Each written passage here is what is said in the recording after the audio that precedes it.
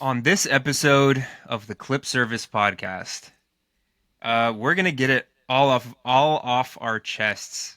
This episode, guys, it's gonna be a little bit of a longer one, so hopefully you got a long drive ahead of you, or you're cozy at home with a bucket of popcorn and your favorite Bucket. beverage, a bucket. You're gonna need a lot of popcorn to get through what we're about to say, guys. The Clippers haven't looked good. For those of you that, for those of you that are watching this on YouTube, I'm currently wearing sunglasses indoors to hide the pain in my eyes right now, Hmm. and I'm gonna keep it that way the whole episode. So yeah, I mean, there's been a couple good things to take away, and we will definitely touch on those because we are not a doom and gloom podcast, but we are going to try and be realistic here. So Hmm. a whole lot to cover. We didn't do an episode, middle of the week this week, so we are going to have to cover about 5 games. So bear with us, guys. A lot to talk about. We are here for all of you to commiserate and to get all of your hot takes and your qualms with this team off your chest. So without further ado, let's make it happen.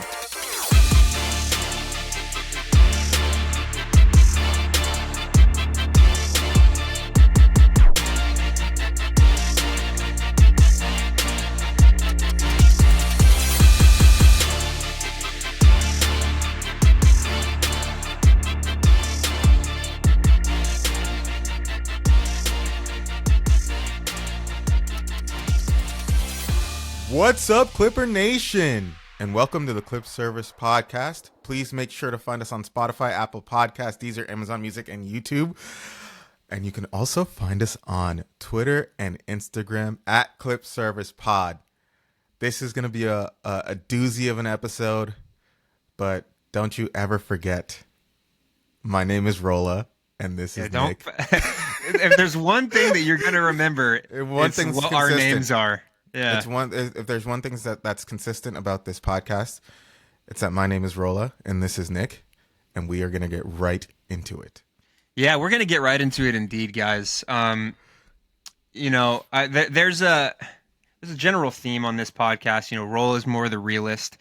Um, I'm a little bit more. I got these pipe dreams. I'm a little bit more optimistic, and that's what makes Which this is podcast so beautiful which is because a shock, dude. Which is a shock, yeah, honestly. Roll has known me for a long time. That's not how I typically am, No, but but it's just like the 28 years of hurt. It's shocking that yeah, you're still this optimistic. But because I know that there are good things to be experienced on the horizon. I don't know when, but I know that things will look up eventually. But we got to be realistic, guys.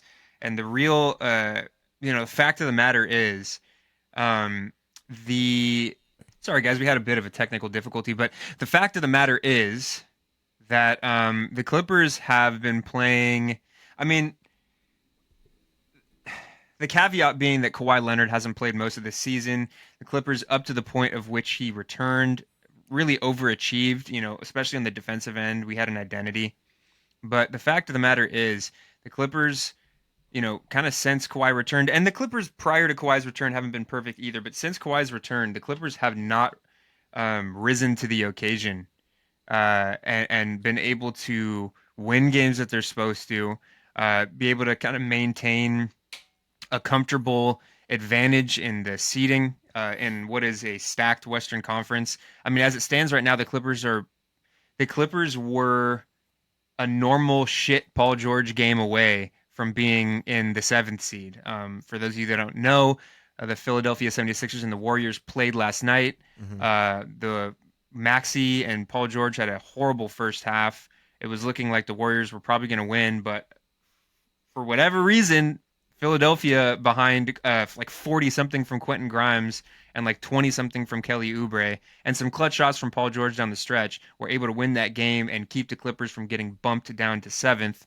Um, Clippers, as it stands, are currently a half game now ahead of the Golden State Warriors. Still have the sixth seed, but only by a hair. So the Clippers are really fighting to stay out of the play-in. And granted, as I said before, the Clippers have overachieved kind of for the first half of the season, but this Clipper team, should not be fighting to stay out of the play-in. with some of the games that we've had that were kind of right there for the taking. A couple of which we're going to cover, over the course of the last stretch of games that we still need to cover. But things haven't looked good. The defense has taken a slip. Uh, this Clipper team will go through stretches of complete offensive nothingness, Yeah. and guys just look tired, and it's not looking good. So I mean, let's just get right into it. I mean, did you have anything that you wanted to touch on in that regard, Rolla, or are you gonna kind of sprinkle that throughout this episode? No, I think I'm gonna sprinkle it in throughout this episode. I mean, Okay. I think one good thing about this podcast is that we have a record in the books of points in which I say things or you say things, and as things happen, we can always go back to those episodes and kind of Right, we keep see our where receipts. exactly. So that's what I would strive or encourage our fans to do, and kind of like see what I have been saying about this Clippers team and kind of what we're seeing now. It's seems to be a little bit in line, but I'll kind of go deeper into that in a little bit. But yeah, I mean that's fair. And guys, if we're wrong on something, please let us know in the comment section because Hmm. I guarantee we've been wrong about most Oh, most things definitely. up to this point. So the first game that I want to cover is the first game of which the Clippers had a chance to win, a very important game against the Milwaukee Bucks.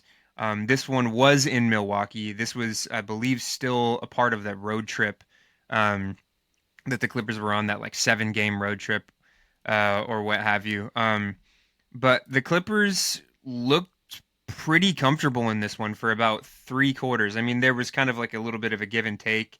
Giannis Antetokounmpo was on a minutes restriction, so he didn't play. I mean, only played 24 minutes for the game. Damian Lillard finished the game 2 for 12, or no, excuse me, 2 for 8 from the 3-point line and 2 for 12 from the field, which anybody that knows who Dame Lillard is know that that's a pretty bad night for him. I mean, the dude can walk into 30, can walk into 40, Hmm. but it was a bad night for Dame. And the Clippers had, I believe it was like a 12-point lead with about 10 minutes left to go in the fourth, and the wheels pretty much came off. I mean, Yeah. throughout the game, there were a couple of players on the Bucks, namely Brooke Lopez, Splash Mountain. Uh, Is he that his was nickname? that's what I've heard. Yeah, I think it's pretty good. It is Um, pretty good. but guys like that were kind of being left open at the 3-point line, and they were able to kind of keep the Bucks attached to the Clippers. Even when the Clippers had a lead, there would be open threes or missed defensive assignments, and Brooke Lopez ended up finishing the game with 22 points. Um, Hmm. but basically, yeah, down the stretch, Amir Coffey fouls uh, Dame Lillard on 2 separate 3-point attempts, and then also fouls Brooke Lopez posting up for an and one. It was a pretty bad game defensively from Amir, and that's something that I'm going to kind of touch on throughout the course of this episode. The regression from Amir has been pretty tangible. Obviously, Yeah. he's a role player, and you can't expect too much out of him. But at the end of the day, I think our role players certainly need to be better than what we've seen in stretches this over the course of like the last couple weeks. The shot making has fallen off pretty much completely, which you'll live with a guy like Amir that's been shooting lights out for most of the season. But the defense is something that Amir's kind of always struggled with, and it's cost us. And in games like this, when you give Dame 6 straight points from the free throw line, and then give Brooke Lopez an and one, those are big momentum plays. And yeah, I mean, obviously this loss wasn't completely on Amir. If you go down the box score, it was a pretty decent game in terms of final point total from Kawhi, but it wasn't super efficient. I mean, 9 for 22 from the Yeah. field. He is shooting well. The one thing that I've noticed about Kawhi since he's come back is he's shooting from three at a pretty high clip. He was 4 for 8 in this game, 20 points and 15 rebounds from Big Zoo. Good game from him. He's been great all season long, and I think that there are times when the Clippers need to feature him more in the offense. But yeah, solid game from him. 24 from James with 8 assists. He did have 5 turnovers, which has been a big problem for him over the course of this stretch. But keep in mind that the dude played 20. Dude played 39 minutes, and that's been another thing that we're going to touch on a little bit is the workload that James Harden's had to Dude. kind of put on his shoulders. Yeah. And I do think that adding Bogey and adding Ben Simmons will help that a little bit, but it needs to happen soon because James Harden is definitely showing signs of fatigue. I mean, the dude plays almost every game. Mm-hmm. He Has plays a he ton missed of a game this minutes. season? I think he's missed maybe one or two, It's but for the most insane. part, I think that's why, I have so much gratitude for James Harden. James Harden is what he is, and he comes with his issues and stuff like that. But he's been a great Clipper. He's Oh he's yeah. he's talked highly about the team. He's played almost all the games. He plays a ton of minutes. He needs Right. some help. Um, but yeah, I mean, the name of the game in this one was the Clippers failed to close out the fourth quarter again. Failed out to close out the fourth quarter in a decisive way and let the Bucks in, and the Bucks ended up winning. Mm-hmm. What was your takeaway from this one? Well, actually, I wanted to touch on one last thing. There was a missed defensive assignment in the last like 30 seconds, 40 seconds of the game where Torian Prince, who's been shooting lights out this season, was left open from three, and he Mm-hmm. basically put the dagger into the Clippers' hearts in this one. And that was kind of like a microcosm of the issues that the Clippers had down the stretch in this one. But go ahead, Rola. Right. Yeah. So I think the main issue is our defense has completely collapsed. To be honest, I'm not really sure what happened. Maybe it's the integration of Kawhi that kind of like threw everyone off. But it seems that we're just not really focused when it comes to defense. We're leaving a lot of, like you said, Torian Prince. We're leaving a lot of like good shooters open and good playmakers open for some reason, almost like we're not hustling or we don't want it. And I think it showed in a game like this. I mean, you mentioned James Harden. Like offensively, he has to do so much, and he's never really been known as a defensive type player. But I think it's like something we have to recognize that James Harden is putting in all the work offensively, so someone needs to be the defensive guy. And it doesn't seem like we really have that guy. I Everyone would disagree with that, but continue. for example, like the Warriors, they have Steph Curry. He's the offensive guy. They have Draymond Green, who has been the defensive guy, who has been that guy for years, and it was one of the reasons why every year they're such a good team is because they know exactly what their roles are. Their stars know exactly what their roles are. James Harden, I feel like has a pretty good handle on what his role is on this team, and I feel like maybe Zoo is the only other and Norm when he's playing obviously are the only other people that I feel like have a really good grasp on what the fuck they're supposed to be doing.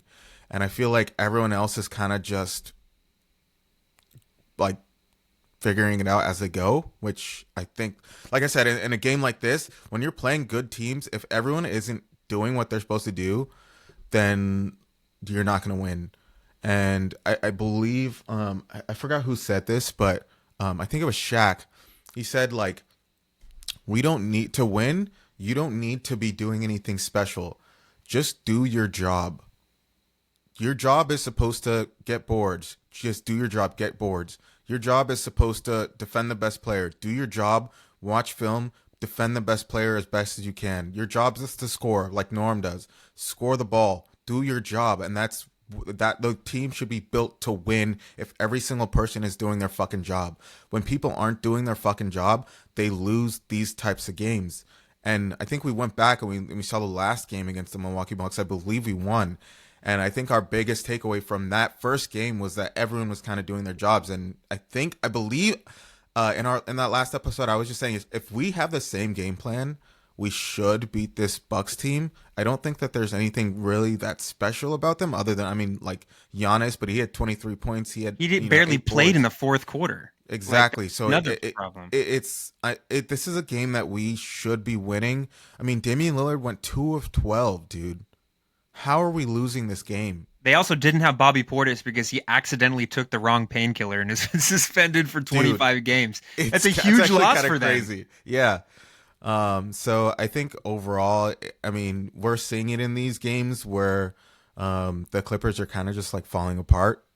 And to be honest, I don't really know what the fix is. We are like kind of towards the middle of the season. Hopefully, it's just like But we're getting a towards the end. I mean, hopefully it's just a little a lapse of focus, and hopefully we pick it back up towards the end of the season and into the playoffs. But right now, it's not looking good.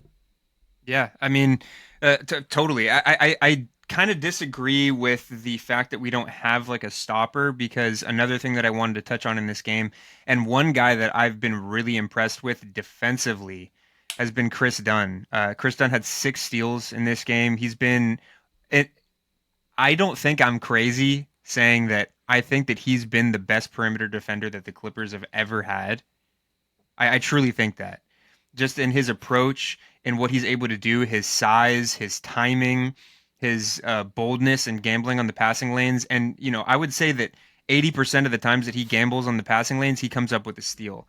The problem, but I will piggyback again off of what you said. And I do think that there is one thing that the Clippers have done a really poor job with in terms of being ready and doing their job, and that's hitting open shots. And as great as Chris Dunn has been, there are times when him, Amir, Derek, Nico, all these guys are missing. They're getting open shots. James Harden or Zoo in the short roll, they're finding them for open shots, and we're missing easy three. I mean, easy for an NBA player threes. Hmm. Or we're whiffing at the hoop, and we go through these offensive droughts where we cannot answer even the smallest runs. I mean, former Clipper legend Kevin Porter Jr., who is currently with the Bucks, had a run in that fourth quarter where he got he got a point off a putback, and then he got a layup and stuff like that, and he was getting the Bucks right back into the game. He was a huge part of their comeback, which pisses me off because I'm not a Kevin Porter Jr. fan at Hmm. all, but he was huge for them, and we weren't able to answer because our role players weren't able to hit their shots. James Harden's been struggling from three for most of the season, but he's been able to at least set guys up, and it's up to the guys that are open to be able to cash in on open shots. I know it's a miss or make or miss league, but we got to be able to make teams pay when they leave Can I leave our shooters open. can I say something really quick about your Sure, your Chris Dunn take? sure, When I say a defensive like guy or identity, and I compare, I use Draymond Green as an example. I mean, like someone who makes sure everyone else on defense is doing their job. Like, sure. not only are you doing your job, you're making sure everyone is doing their job Defensive leader. always. Yeah, Exactly. Like, for example, Patrick Beverly was that for us for a long time. I think that Draymond Green has been that for the Warriors for a long time. Anthony Davis was that for the Lakers for a long time. So that's I fair. just don't feel like we really have, like, Chris Dunn is a great defender, but I don't think he makes everyone on the Individually. team better exactly on defense. And I think that's something that we are very much missing. That's something that I believe is not too much to ask from a former defensive player of the year in Kawhi Leonard. And I think that's something that we haven't seen from him. Yeah. And, that's something that we have to call him out on. That's completely fair. Um, Keep in mind, this was the first game in which the Clippers didn't have Norman Powell after the All-Star break. Hmm. As it stands right now, Norman Powell is set to return today against the Lakers, but up to this point, we've been missing our best scorer too. So Hmm. that's something that we have to keep in mind. That is a silver lining.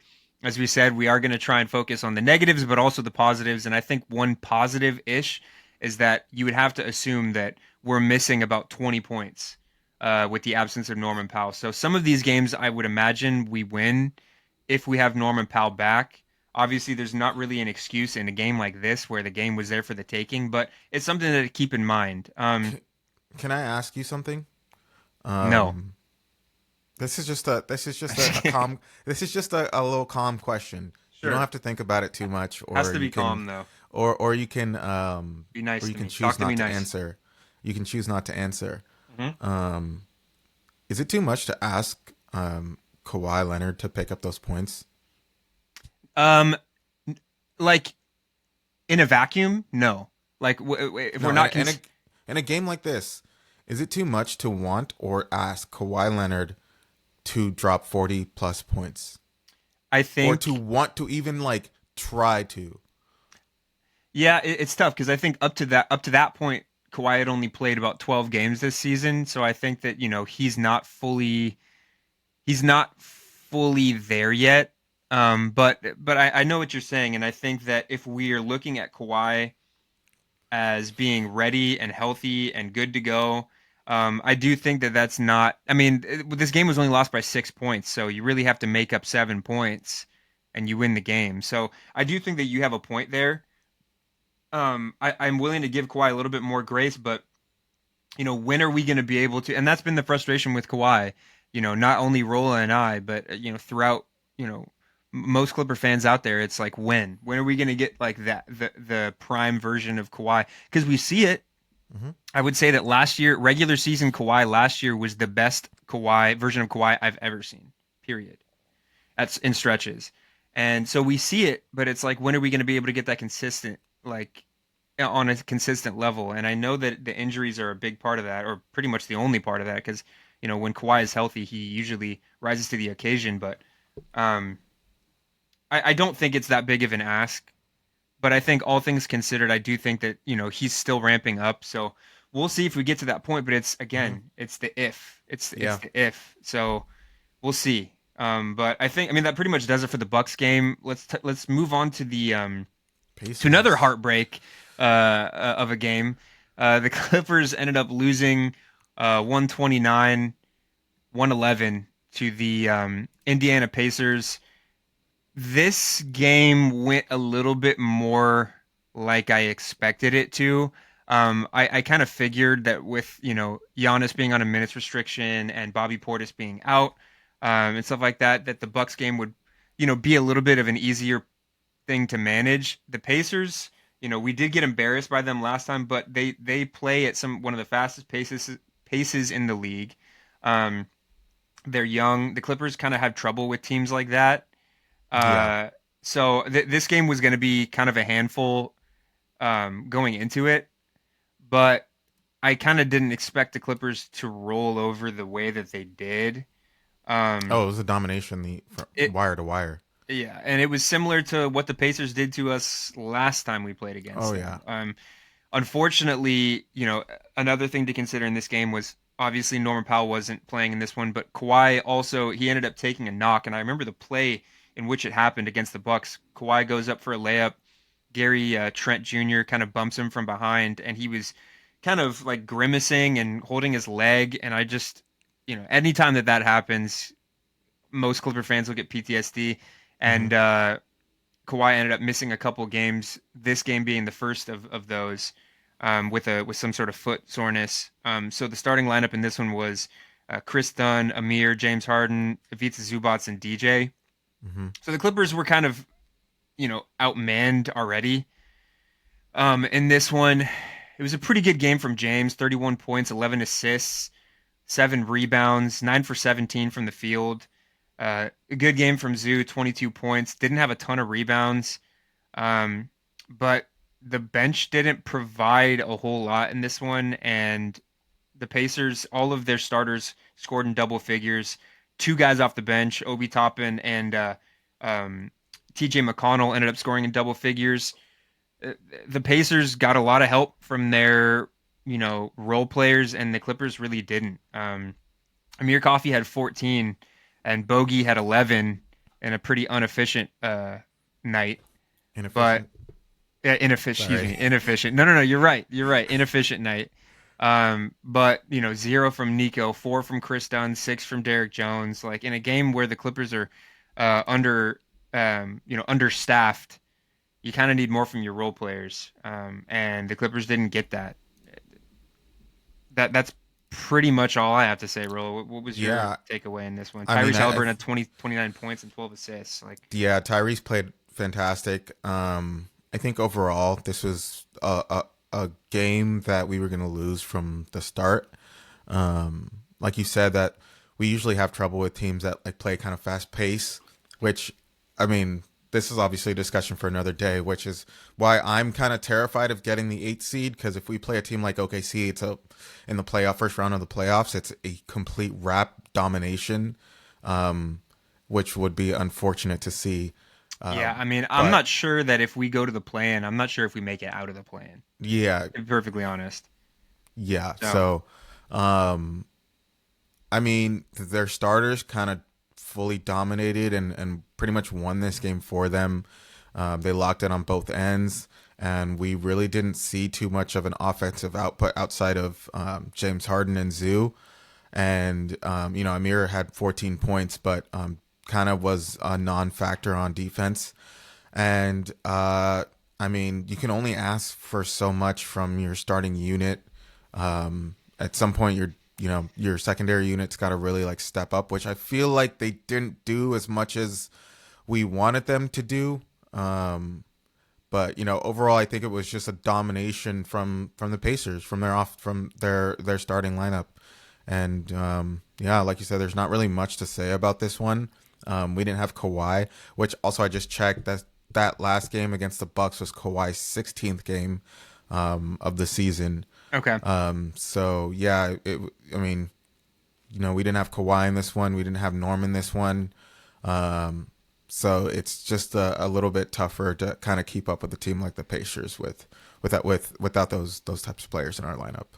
Totally. I think this was one of the games where, the Bucks game, um, the last game against the Lakers, I think that those are games that should have been won. The Pistons game, sort of. Um, this was one game where, it sucks and all these losses are going to add up. They've already added up and it Hmm. hurts. But this was one game where you kind of have to assume, based on the personnel that's available, that the Clippers are really going to struggle in this one, Oh yeah, and they did. So, um, yeah, I mean, not much yeah, else to say in that regard. The Clippers were they were outmanned and they looked like it. The Pacers just kind of buried them, and so this was one that I was kind of willing to kind of scrap. But the following game, the one thing that I did consider going into the following game, which was against the Pistons, in which the Clippers lost 106 to 97. Um, the one thing that I was considering in this one was that up to that point, the Pistons had won 7 in a row. This is not the Pistons team from the last couple of years. Cade Cunningham should be in the conversation for MVP. He's one of the best young stars that we have in this league if he stays healthy. All of the role players are bought in. They have a good mix of vets. Malik Beasley, I think, is like in the top three in terms of shooting percentage and 3-point makes. Um, he's been chipping in. Tobias Harris has been great. Guys like Duran and Asar, they're really stepping up. Beef Stew. So this Pistons team has been really good. I don't think that they've lost since this game either. I think that they're currently on a 9-game winning streak. yeah. Um, they're playing really well. I believe that they're like fourth in the East. I'm really happy for them. They're killing it. I love that Pistons team. I'm really happy to see them, succeed. And this is all without Jaden Ivey too. So really proud of what I've seen from them. Obviously not in this game, but I was willing to consider that. But this to me was one game that all of that considered, um, we didn't have Kawhi, we didn't have Norm, but even so, I think that this was one that the Clippers probably should have won. And they didn't. It was No, a agreed. classic game of old legs versus young legs. Yeah, Cade Cunningham ended up pouring it on for 32. 20 from Tobias Harris, who really couldn't miss that entire game. He was 9 for 13, 2 for 3 from 3. Just a classic Toby game, looking really efficient. Jalen Duren had 19 fucking rebounds. Obviously, Jalen Duren, that's his bread and butter. He's little limited offensively, very limited defensively, but the dude can rebound the ball. 12 and 19 for Duren. Um, Asar was making some big plays down the stretch. They didn't have a very big rotation. They only had 4 guys come off the bench, but Malik Beasley hit a couple timely threes down the stretch. And as far as the Clippers go, the starting lineup was Chris Dunn, Bogey, James Harden, Zoo, and Nico Batum. Four of those guys scored in double digits, but none of them scored over 18. James Harden led the team with 18 points on Yeah. 5 for 22 shooting. Um, Can I say something really quick? sure. So we traded away Terrence Mann for essentially for For Bogdan Bogdanovich, Bogdanovic, yeah. and this dude has looked like fucking dog shit, bro. I'm gonna be real. He We hasn't picked looked him up. great. We picked him up because because of his potential to score. I noted this when the trade happened that he has kind of looked like shit this year, and he's been injured all year, and he just doesn't look good. He's throwing up bricks, bro, and it so hurts so much to see him Considering not do well, that Terrence considering we is, gave up Terrence Mann, dude. yeah, it does suck. And with that being considered, I do think that Terrence's time had kind of come for the Clippers. In a perfect world, I thought Terrence Mann was going to retire a Clipper. I would have loved to see it. Uh, Truly one of my favorite Clippers of all time. Rola, I'm sure, would agree. Mm-hmm. But I do think that he had kind of played himself out of the rotation and he needed a fresh start. He's been playing better with the Hawks, but he'll have games where he kind of reverts back to being gun shy from the 3 point line and stuff like that. But I do think that was a trade that needed to happen. But when you look at it in comparison to, the way that Bogey's playing right now and stuff like that, it does hurt a little bit more because, you know, you're receiving a guy that's older, is injury prone, and as of right now hasn't really been able to find his stroke from the 3 point line, which is a huge reason why we traded for him is to try and Mm-hmm. get a shooter, and we haven't seen that so far. I do think that he's going to be better, um, but you're absolutely right, Rolla. He has not looked good No. so far consistently. He's had his moments, but he has not looked good consistently, and it makes the Terrence Mann trade hurt even more. But um, yeah, I mean, in this one, in this game, he didn't look horrible. Had 13 points, 6 for 19, so he was taking the shots, which you love to see. But the one thing that stood out in this one was 1 for 12 from the 3 point arc, and that was an eyesore. Yeah. Um, I don't think anybody really played great in this one. I would say Derek Jones played pretty good, 6 for 11 from the field. Didn't hit a three, but 15 points. Two steals. DJ's been solid all year, but yeah, that's not going to get it done, especially with the team that's playing as well as the Pistons and that plays with as much energy as the Pistons. And Cade completely dominated the game. Um, Yeah, we knew that going in. Well, at least I did. I mean, especially coming off of that Pacers game, we can't really hang with these young teams. not when we're not fully healthy. Exactly, and I think that this was another situation. It was pretty much the same thing with the Pacers. We just got dominated by the starting lineup, by the Pistons starting lineup, and we couldn't really defend or do anything against Cade, and he kind of just like tore us apart. Jalen Duren had 12 points and 19 boards. Like I don't really understand how that happens. I mean, the dude is a monster on the boards. Like, I mean he's a monster and everything, but I mean is like Zubac isn't a child. You know what I mean? Um, Congratulations to the Pistons. They're doing something that no one ever really saw coming. I mean, people thought that they were gonna of course get better this season, but not to this level. They've really been killing it, and this is a game where I mean did I you not look have a hot take, shot take that said that the Pistons would be like a top five? I think I did this year or last this year. year. No, like Oh, on this season of oh, we gotta the we Clip gotta Service we gotta podcast. go We got to back go to back to the receipt. yeah, dude. That's how we got the records, bro. Yeah. But yeah, I mean, I think that the Pistons are just on a tear right now, and it's only going to go up for them because their players are young and they're still learning and they're still getting better every single day. I don't know if any of them are even in their prime. I mean, Malik Beasley is like suddenly just kind of going off for them, but I feel like everyone else is kind of just. I mean, I guess other than Tobias Harris is kind of just like a young player balling. And you love to see that as a fan of basketball. Yeah. Excuse. Oh my God. Oh Excuse me. shit. Sorry, I'm just so impressed by the Pistons. Pistons. Yeah, I can't even speak right now, guys. uh Yeah, no, this one sucked.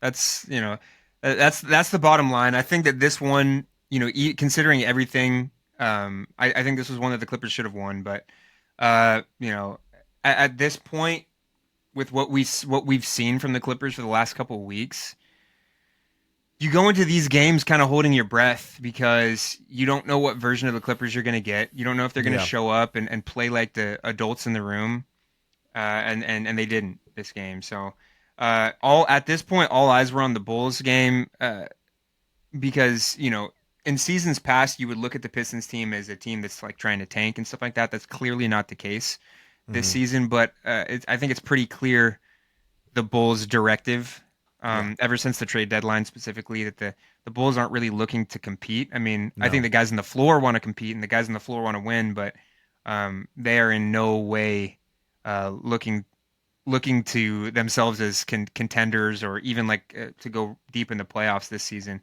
So Hmm. this was one game where I'm like, okay, we can kind of try to right the wrongs that we've made over the course of the last couple of games, and I mean, we did to a point. This game was kind of a double-edged sword because the Clippers did win this one, 122 to 117. But I think in the box score alone, that shows you something that has been a problem for the Clippers, and the Clippers' defense has really kind of slipped their team defense, and to let the Bulls score 117 um, on you it's kind of alarming, especially where it came from. Zach Collins had like one of the best games of his career, filling in for Vucevic. 21 points, 17 rebounds. The dude was getting second chance points like no other. Giddy had a great game, was 4 for 4 from the 3 point line. That was the name of the game, I think, for most of this game is the Clippers really couldn't separate much because the Bulls were being left open from three. I mean, if you go down the board, Collins 2 for 4, Modest Buzelis 1 for 3, but Lonzo Ball 2 for 5, Kobe White 4 for 11, four from Josh Giddey 4 for 4, Hmm. Trey Jones hit two, Kevin Herter had three. I that this is not a team. I mean, I'm glad that we took the win.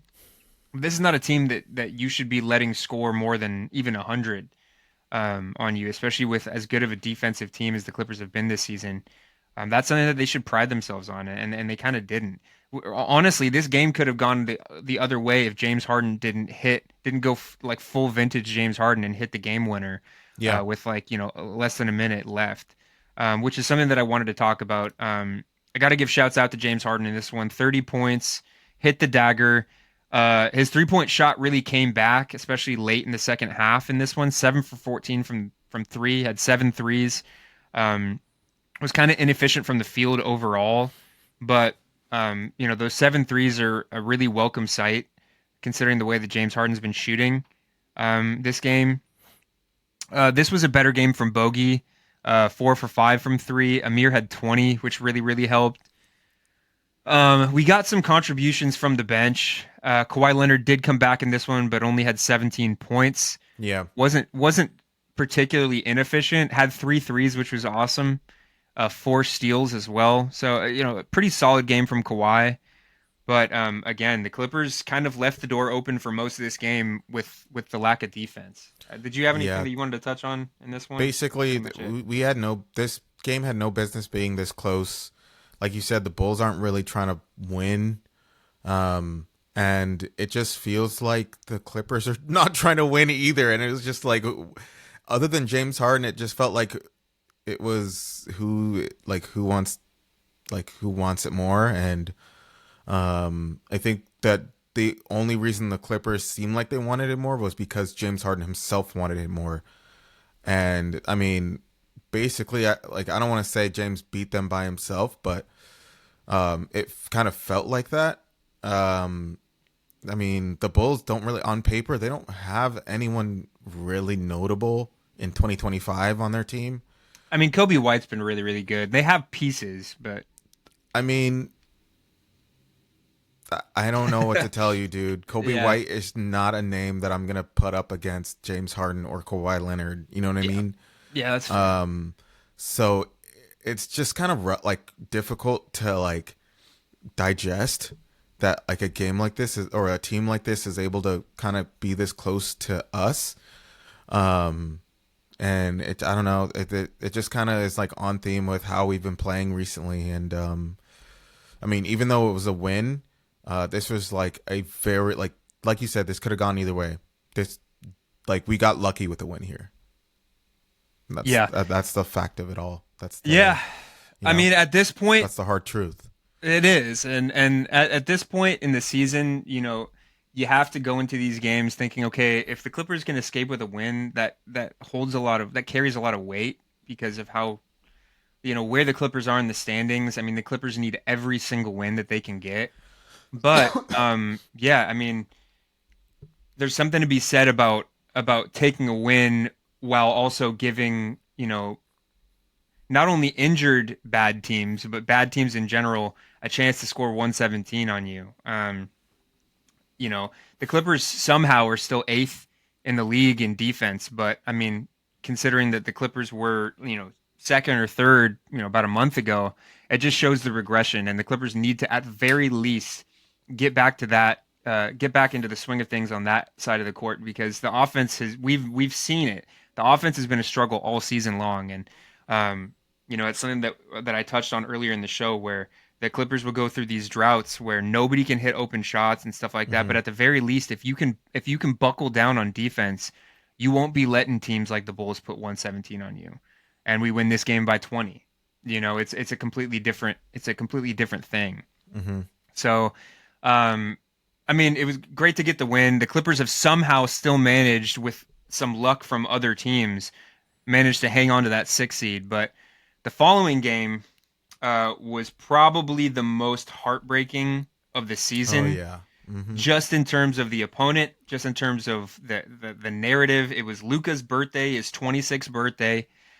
It's our first game back in crypto since the Clippers opened up their new stadium, and the Clippers ended up losing that game by four. Rui Hachimura went out in the game. Austin Reeves went Was it out in early in crypto the or was it game. in Staples It Center? was Staples Center doesn't exist anymore, my man. Oh, Staples Center oh, is dude, crypto. I'm an idiot. Get with the times, bro. Like, get with the times. For some reason, I The thought Clippers move crypto out of was into Staples it for a Center or second. crypto, and he forgets about Yeah, my bad, my everything. bad, my bad, my bad, my bad. Um, yeah. So this was the first time that the Clippers played in their old stadium. Yeah. Um, and the Lakers were. I mean, the Clippers still didn't have Norm in this one, but the Lakers were at a disadvantage as well.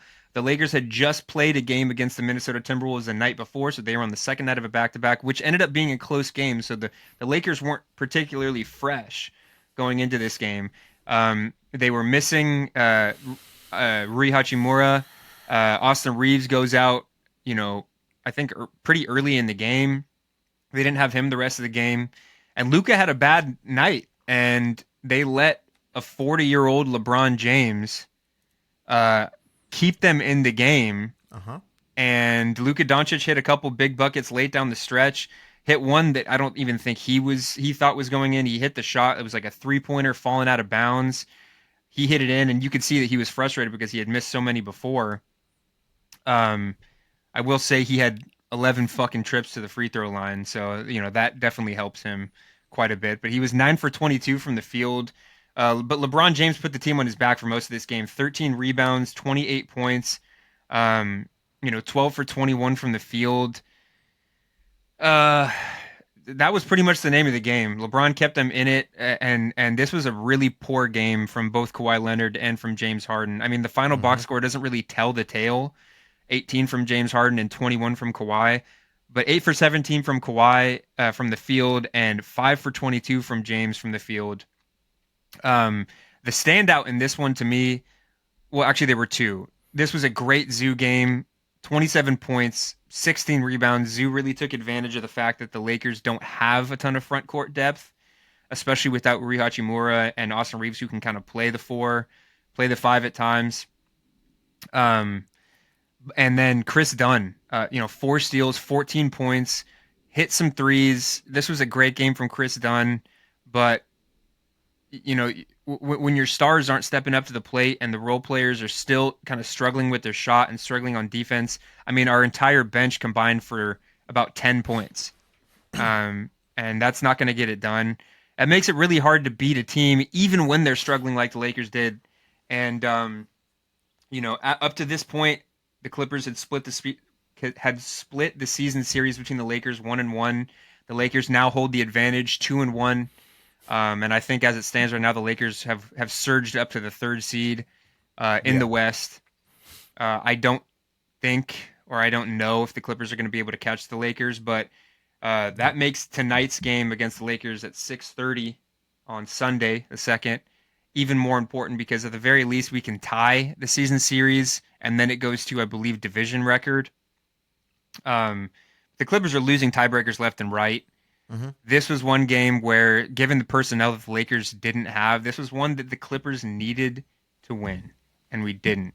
And we weren't able to make Luka's birthday. We weren't able to spoil Luka's birthday on a night where he shot really poorly from the field. It was just a shit show. Watching the game and going on Twitter and seeing Lake Show Yo and like all those other Laker accounts like post all kinds of stuff and running their victory laps. And they deserved it. They played a good game down the stretch.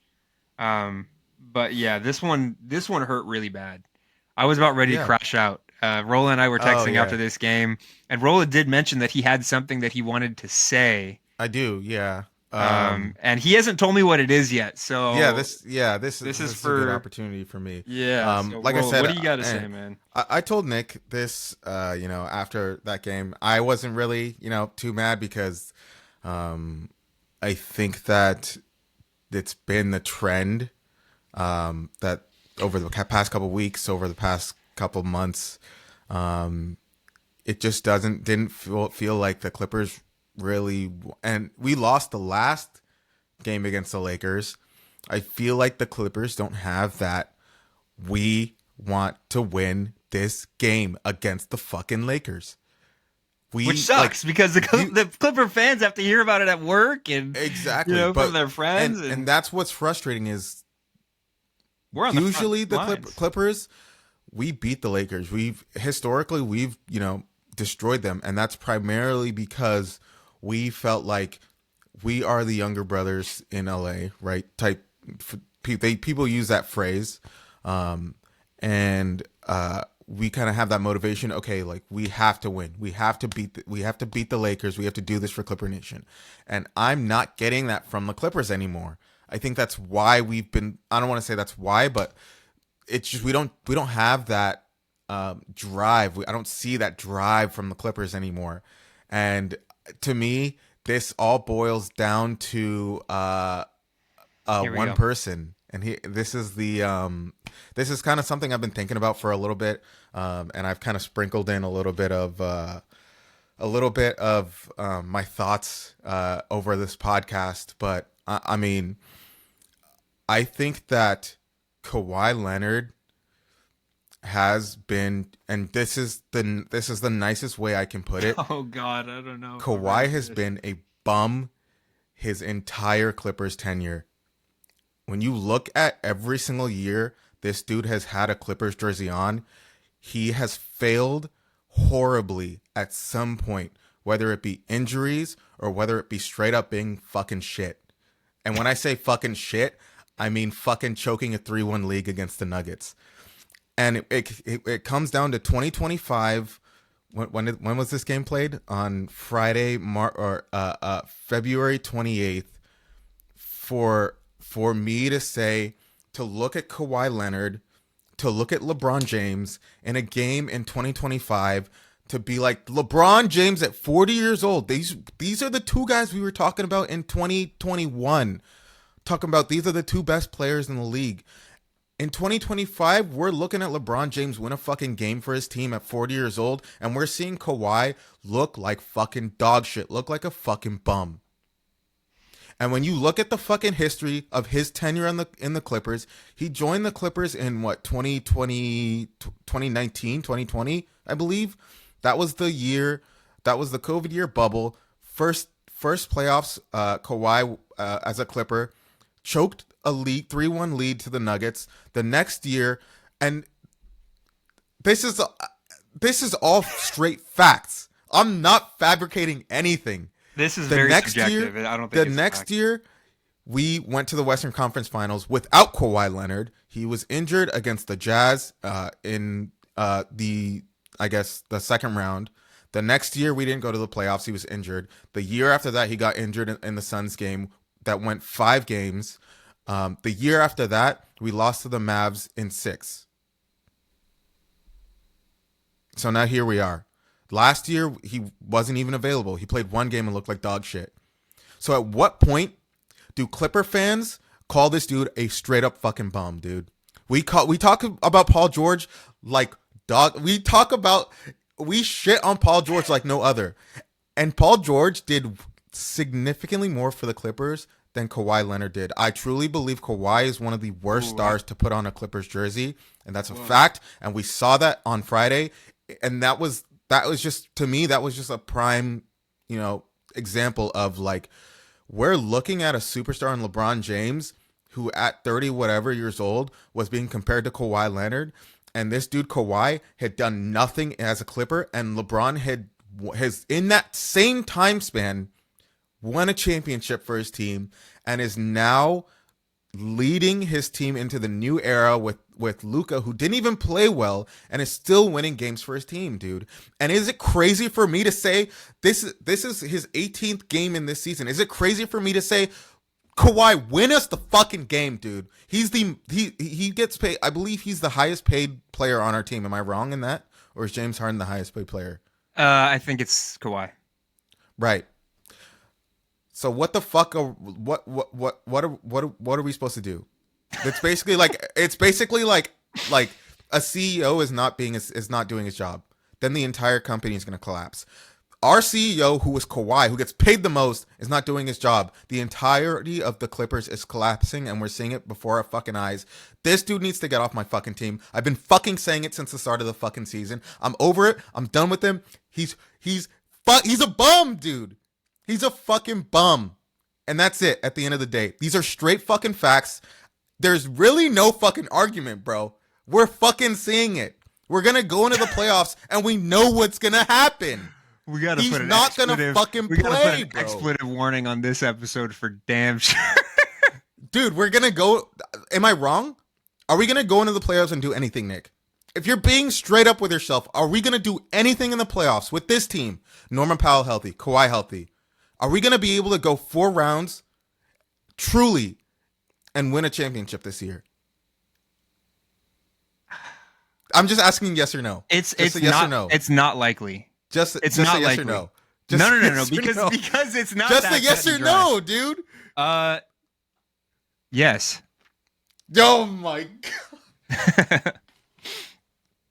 It's not likely, but I still believe. If we're being real with ourselves, it's not gonna fucking happen.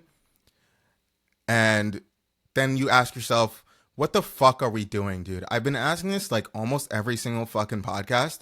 What the fuck are we doing, dude? I need these fucking dudes off my fucking team, dude. Paul George at least did something for us. Kawhi hasn't done shit. Get this dude off my fucking team. I'm over it, bro. Well, all you got to do, fucking over it. All you got to do is wait another year, and I don't think we have to worry about that anymore. I think that there's a lot. I get that you're mad. I am too. But dude, it's been a fucking minute. I've been thinking about this since the beginning of the season. I don't think it's that cut and dry though. I wouldn't go as far as to say that Kawhi's been a bum on this team because I don't think that's a fact. I truly don't think that you can say that that's a fact. That's a fact. It's a fact. Because what we're paying him for, he hasn't even come close to doing that. That's like paying an engineer to build you a fucking robot. And he fucking builds you a stick figure, bro. What if it's a really advanced stick figure, though? What if this stick figure can, like, make you breakfast or something? Oh, yeah. Chef up some eggs? Yeah. Yeah. obviously everything that all the success with this team boils down to Kawhi Leonard. Um, James has come in and James is kind of up, like he's held up his end of the bargain. Um, Paul George, I disagree with you there that Paul George has done more for the Clippers. I think that like he's been able to do more for the Clippers because he's been healthier than What are Kawhi you? Leonard. But during the times that What are you he's talking about? during the times that Paul George, we shouldn't even be talking about Paul George anymore, but during the times that Paul George has been What? available to step up to the plate, I would say that his record in doing so has been lesser than Kawhi's. I When think has it's Kawhi literally stepped up just to the plate more than you can't name three Kawhi times Kawhi Kawhi stepped up to the plate? Kawhi has been the biggest factor in winning us both series against the Dallas Mavericks. What round was that series? First, And how far has Paul George taken us? right, he's been available You to can't do even so. fucking compare them, dude. You Yeah, literally you can't can. compare them. Yeah, you can. You can't compare them. Paul Because George has done look at what Kawhi was significantly doing. more. Look at what Kawhi was doing literally up till the minute that before he got injured. But that's the thing, dude. The best ability is availability. Sure. And Paul George is just as injury prone, dude. But look at Kawhi what just happened. doesn't like. Look at what happened with Paul George last season against the Mavericks. The one series that the Mavericks won against us was a series where Paul George did hit a game winner, one game out of the 6 games that we played them in, or 5 games or whatever it was. And that's but that's the thing. I'm saying like Paul. I'm not saying. I guess I am defending Paul George, but I'm not saying Paul George is some like great person. Like he took us to the Western Well, I think Conference he is a Finals great one person, time. but No, I meant like when it comes to basketball. He took us to the Western Conference Finals one time, but I'm saying that at least Paul George was fucking there, dude. yeah, Like but if we you don't get to swap the out Western if Conference let Finals if Kawhi doesn't win us that series but against the it Mavericks, and we wouldn't have won that series without Kawhi. but that's without Kawhi and without Paul George. Like that's with Kawhi and with Paul George. I'm saying like if you remove Paul George from the equation, you're still gonna get this result. If you remove Kawhi from the equation, you're still gonna get the same result. When you have both of them on the team at the same time, then we beat the Mavs, right? You have both of them on the team at the same time, then we beat the Jazz. But Kawhi just doesn't like when we need him most, what we're paying him for, he has not done anything even close. What we paid Paul George for, he did. Like at least once. You can't tell me he didn't do it at least in 1 year. Kawhi has not done anything any year, and we're doing it again in 2025. Yeah, I I get what you're saying, and He's been a bum. yeah, A bum. I can't go that far. I can't go A that far. bum, dude. I can't go that far. Like I said, this Ba- is a sugarcoat. A bum. yeah, A bum, we'll dude. agree to disagree. A Agree to bum, dude. disagree on that. Basically, the Uh, way that I'm yeah. looking, I agree with you to a point. I think that the whole 2-1-3 experiment has been a failure. Um, and it makes it even harder to stomach looking at what we gave up. Obviously we gave up Shea. I'm so tired of that whole conversation because people fail to contextualize, what what was at stake and stuff like that. To me, it's just apples and oranges. But when you do look at what was given up, it makes it that much harder. Um, I just think but we need to talk about him in a worse light than we do Paul George.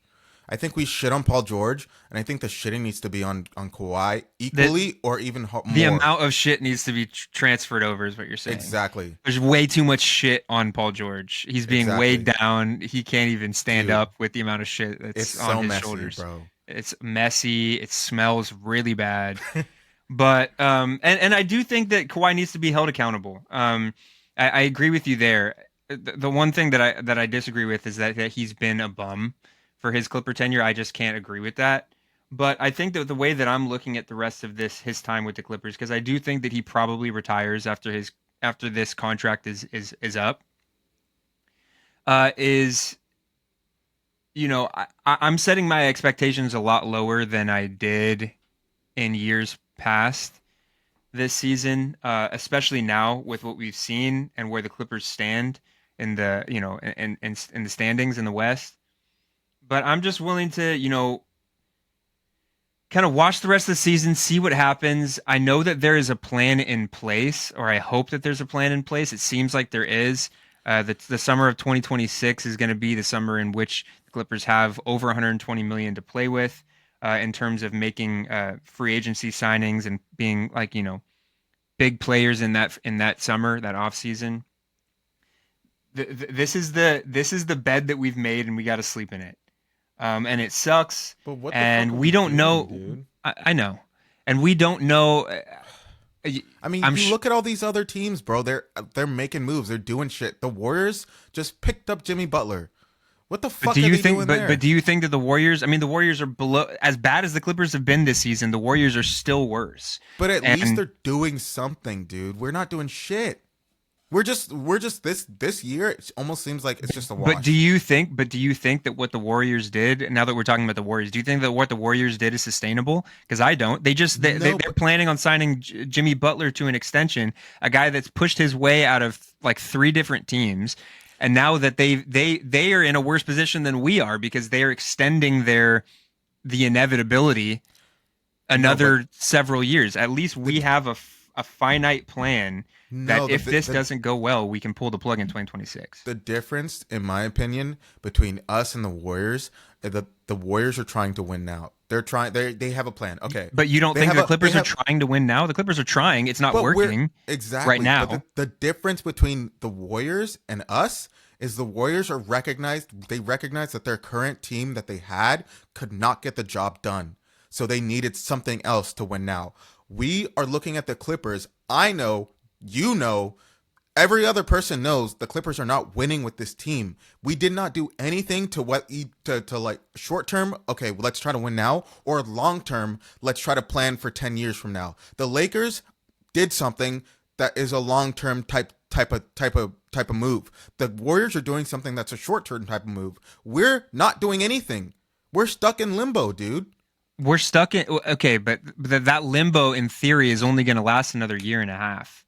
Like with the Warriors, But if that's you're what we comparing hope. us to the Warriors, their limbo is going to last another however many years they decide to extend Jimmy Butler, and then you have another. Then you have to deal with like at the very But least, I know that there's a contingency plan on the horizon, and a year but seems like a that's long kind of time. but for the Warriors, it's like that's kind of off of like they're gambling on like trying to win a chip this year, Do next you year, think that whatever. the okay? But do you think that the Warriors are going to win a chip this year?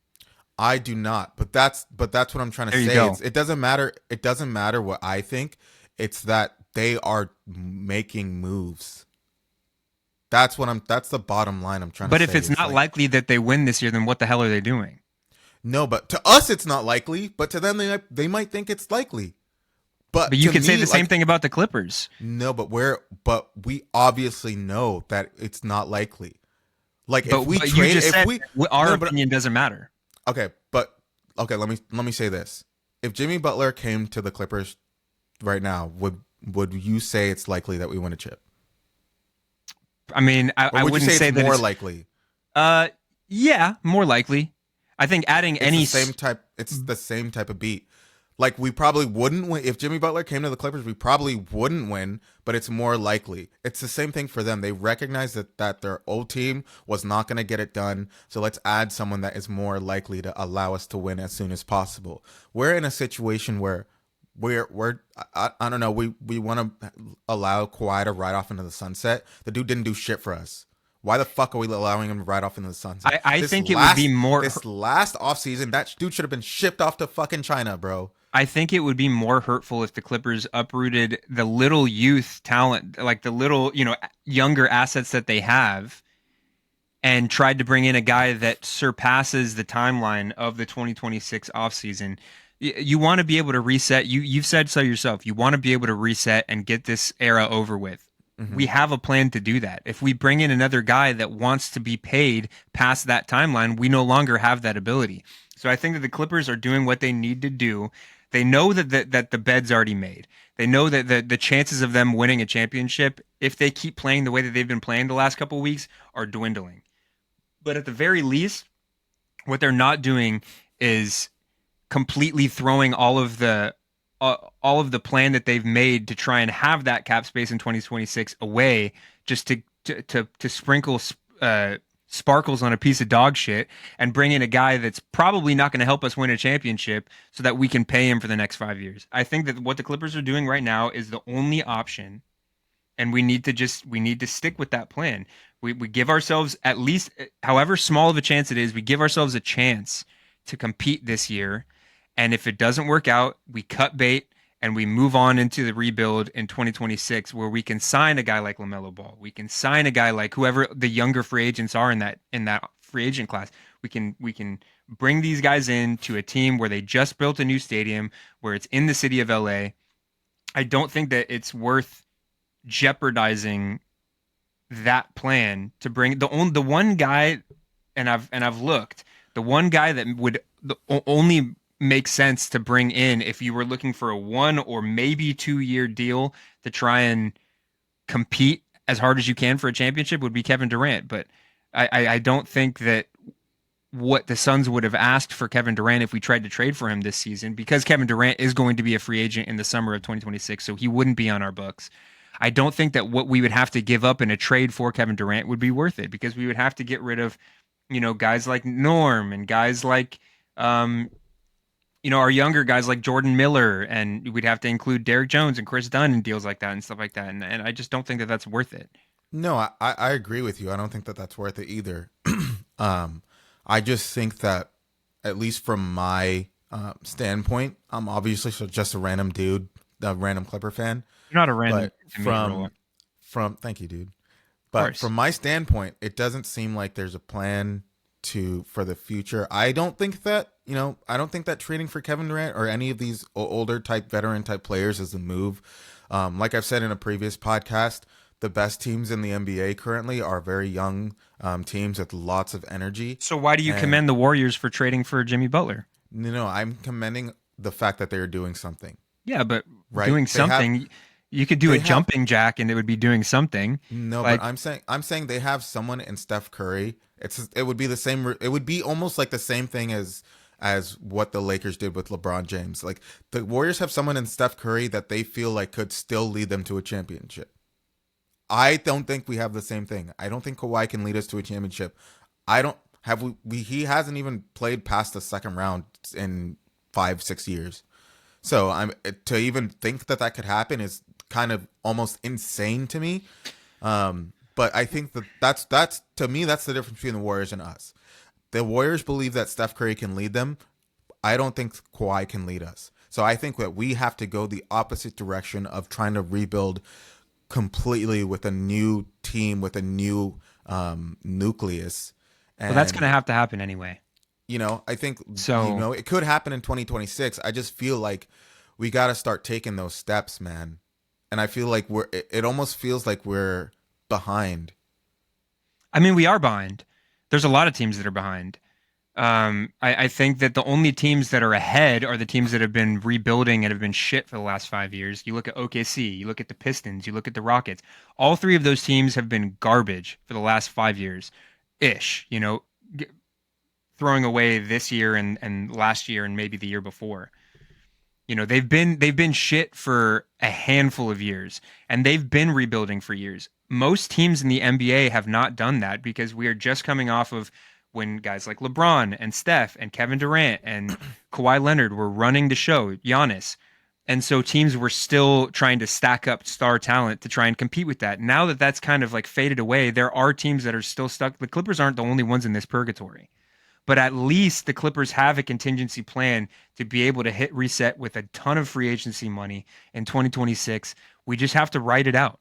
And I think that hitting reset a year prior doesn't matter a whole lot. I think that there's a lot of teams that are in a worse position than we are, namely, the 76ers and teams like the Suns and stuff like that that really, really I'd have say the nowhere to Sixers go. are in the exact same position as us. No, because they have a guy, Paul George, who's getting paid more than anybody on their team for the next 4 years. We don't have that. We don't have that elephant in the room anymore. We know how much cap space we are gonna have if we just stay true to the plan, and we got to ride with that. So, I mean, I think it's a difference of opinion. I think we agree on a lot of things in this regard. I think that we can agree on the fact that this has been a failure, that Kawhi Leonard has been a letdown in his Clipper A tenure. bum. He's been a letdown in his Clipper tenure. Uh, a lot of guys have been a letdown in their Clipper I think tenure. I think to me it's at the point where I think he's like bottom five stars to play for the Clippers. Damn. Genuinely, I mean, genuinely. I I don't think think he's that done I a thing for us. I think that it's time for us to say, Clipper Nation, tell us what you think of this whole heated conversation. The most heated conversation I've seen from Rola, or not conversation, but the most heated take that I've heard from Rola, probably since we've started this podcast. Let Yeah, us know dude. what you think. I think a lot of Clipper fans would agree with you, Rola, because I think that you do have a gripe. Um, but yeah, I mean, take to the comments, guys. Get at us on Twitter. Let us know what you think because, um, tensions are high right now for the Clippers, and um, it's getting towards the end of what has been a disappointing several years for the Clippers. So I think that it's important for our fans to let us know what they think as well. And we would love to be able to go back and forth in the comments. So please leave your comment and leave your take below, whether it be on YouTube or on Twitter, on Instagram. But I think that we've kind of exhausted this conversation as Yeah. long as we possibly can. Guys, we're going to take a quick break and then we're going to get into hot take, shot take. We're going to make this a little fun. We're going to give kind of what our opinions are of the team very briefly, if we haven't given that already. And then we're going to preview a game that's going to happen in about 4 hours. Very important game, rematch against the Los Angeles Lakers. So we will be right back after this. What's up, guys? We are back, and we'll get right into Rolla hot take. has had time to cool down. Yeah, I've had some time to cool down. We're getting right into hot take, shot take, to kind of heat us back up again. Oh God. Nick, do you have a hot take, a good one this pod? Yeah. First, I just want to. I'm not going to be taking a shot. I'm not. It's not going to be a traditional hot take. Rolla's going to be holding down the fort in that regard, but I am going to be pouring up a Guinness. So here we Oh, are. love that, dude. I had Guinness yesterday. Here we are. I'm going to be taking a nice long sip out of this Guinness. I'm just really enjoying myself on this Sunday because I need to Nice. prepare myself for anything that is going to happen in the next 4 hours, in which I may be crashing out after this Laker game. So, True. um, my hot take, I don't even think it's that hot of a take at this point, but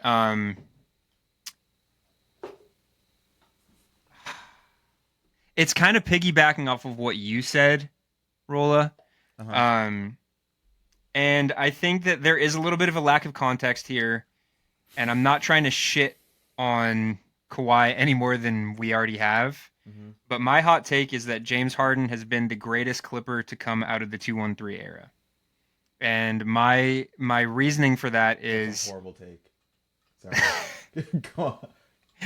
my reasoning for that is he's been a great steward of the team. He's been talking highly about the team. He's very candid in interviews. He's played almost every game in an era where you know our stars aren't available. And he's played almost every game. He's played a ton of minutes.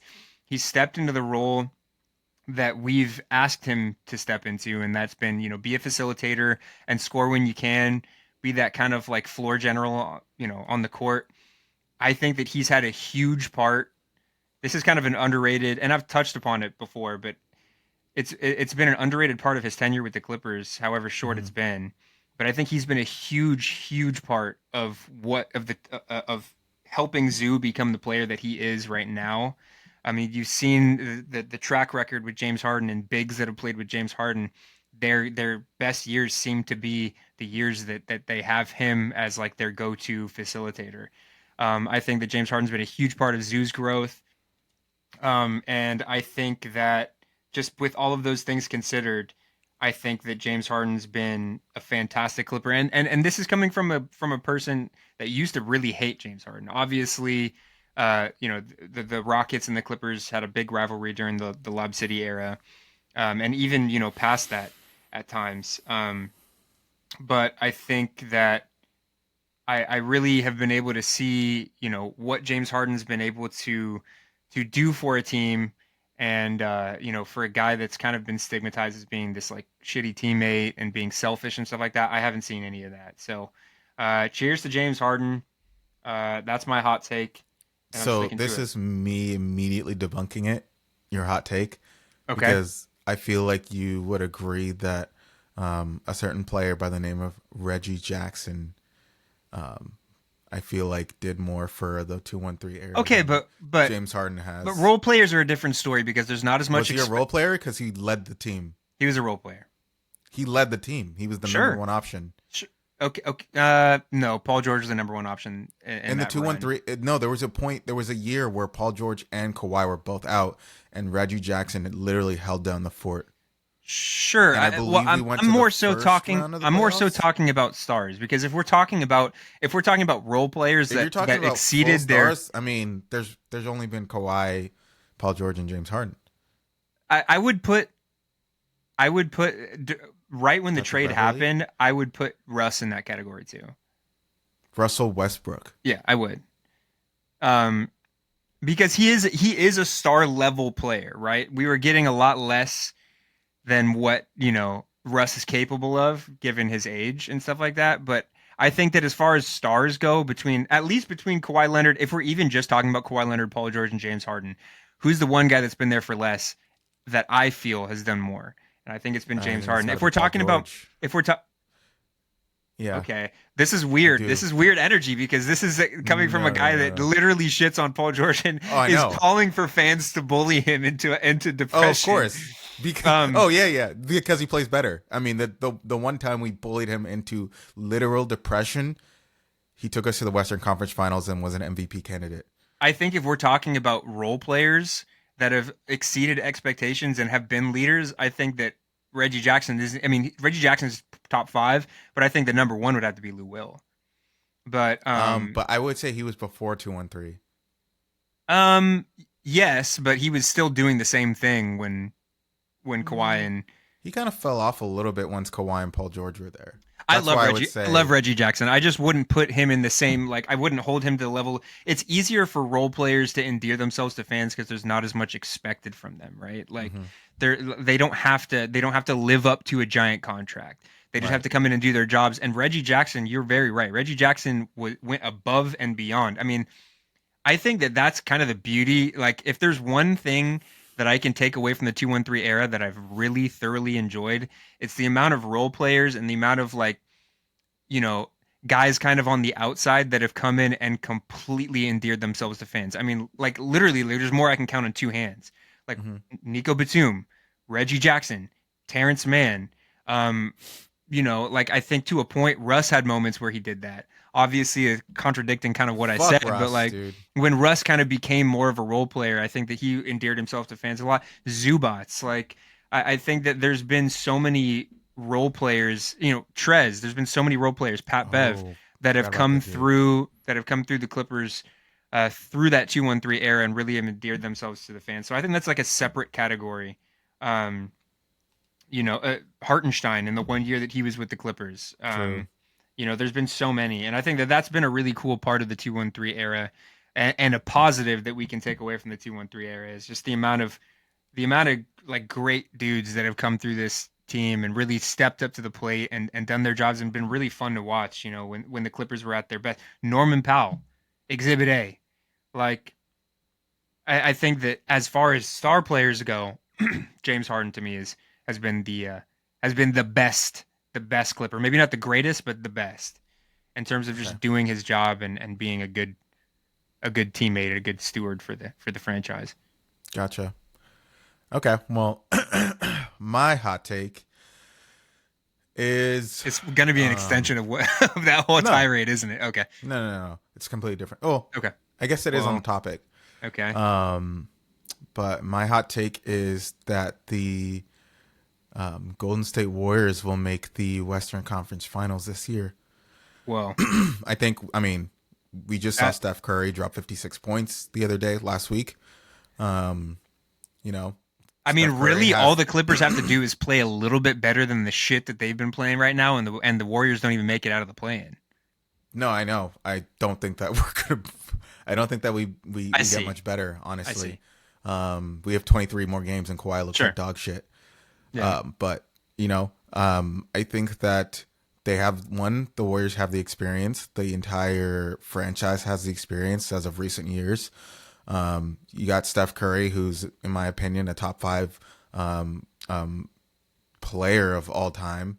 Sure, but not this year. You know, of course not this year, but I mean, we just saw him. Like I said, we just saw him drop 56 points off of 12 3-pointers. Sure. I mean, he's Steph. He can do that. Right. You have Jimmy Butler, who is by himself led a Miami Heat team to the finals. You got Draymond Green, who's been there before, who knows how to be Don't that you dare talk enforcer, about Draymond and Green in any positive regard who in knows how to be 2025. that. Bro, he has 4 chips. I mean, what more do you want me to say? 2025. He has Draymond does he Green not is. have? Does he not have 4 chips in 2025? He didn't win them all in 2025. I'm talking about the players that we But see right currently, now. does he have 4 chips? Sure. Does he Yeah. have 4 rings? Yeah. Yeah. So I'm saying that the experience and the mentality and the know-how to get there is very valuable, and it's something that a lot of these younger teams, OKC, well, I was going to say the Spurs, but a lot of these younger teams on the West, in the West, the Grizzlies, that don't really have that, and I think comes in handy when you're in a 7-game series or a seventh game or game 7, where a lot of these younger teams just don't really have. So, I mean, that's just it's a hot take for a reason. Sure. I just wouldn't be surprised if I saw them there. I would be absolutely surprised. Like incredibly surprised. um, but anything can happen. I mean, 2 years ago, the Lakers made the Western Conference Finals from the eighth seed or the 7th seed. True. So, True. Anything's possible, as Kevin Garnett said. facts. Yeah, I just let me don't take see my it shot. happening. Yeah, still got to do that. What are you drinking? I'm gonna wait. Oh, the Tito's with the Yeah, some sweater. vodka. Oh, I've had. All that right, for guys. Well, let 6 us know. months now. Let us know if you guys have any hot takes. We would love to know what Clipper Nation or are the listeners of this pod. What kind of hot takes you guys have? I know that things things Oh, haven't been God. great for the Clippers, but I think that us remaining positive. I'm grasping at straws at this point. Yeah, Us dude. remaining positive is kind of the Essential. only way to go because It's not the only way. yeah, but do we really want to do it to ourselves? Do we really want to get that? That's the thing is like, I don't want to make it worse than it already is, right? Like, there's no point. My entire life doesn't revolve around basketball. It's a very big part of my life, but I think that if I can alleviate the stress and alleviate the pain from watching this team fall short at times, I'm gonna do that. So. Hmm. Yeah, Rolla, did you have anything else you wanted to touch on before we get on out of here into the sunset on this fine Sunday? No, I think I said all I needed to say today. Rolla did say So, all he needed to say, and we appreciate. I just wanted to let you know. I appreciate you being honest and candid about how you feel about this team. I think that everybody's opinion matters, right? Even if just I gotta don't be agree real, with it. dude. Just gotta be real. But At the end yeah, of the day. Don't lie I to think that yourself. I think there's a lot of different ways that you can dissect the situation, and we'll just have to see. Um, that doesn't A take away bum. from the fact that the Clippers have a very important. The season's still going on, so the Clippers still have a very important game today at 6:30 at Crypto.com Arena, formerly known as the Staples Center. Rolla, if you didn't know Yeah, my that, bad. against the Lakers. As far as I understand. The Lakers are going to be without Rui Hachimura, going to be without Austin Reeves, going to be without Jordan Goodwin.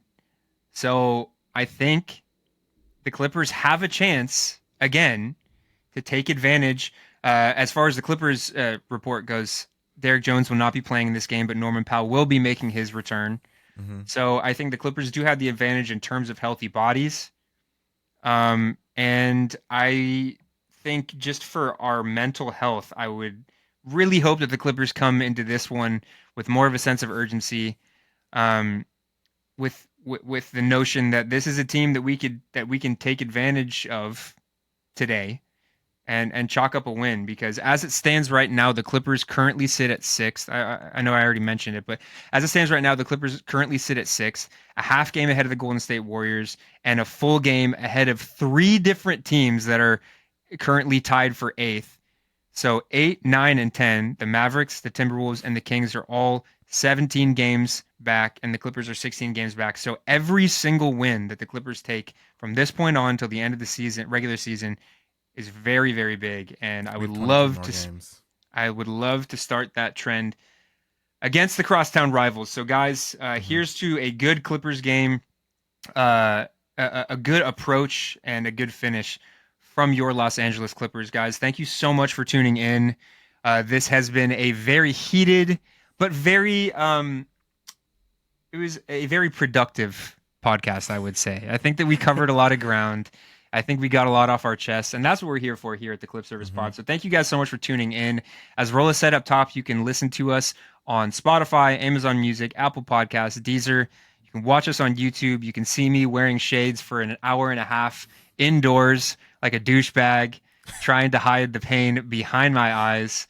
Um, get at us on Twitter, get at us on Instagram. We should be having another sweepstakes coming up soon, so stay tuned for that.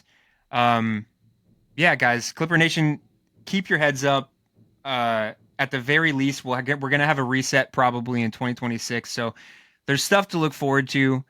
Whatever happens the rest of the season, we are here for you, and we are here to discuss the important things for Clipper basketball. So, um, Clipper Nation, thank you so much for your service. And as Abraham Lincoln always said, let's go Clippers. Salute.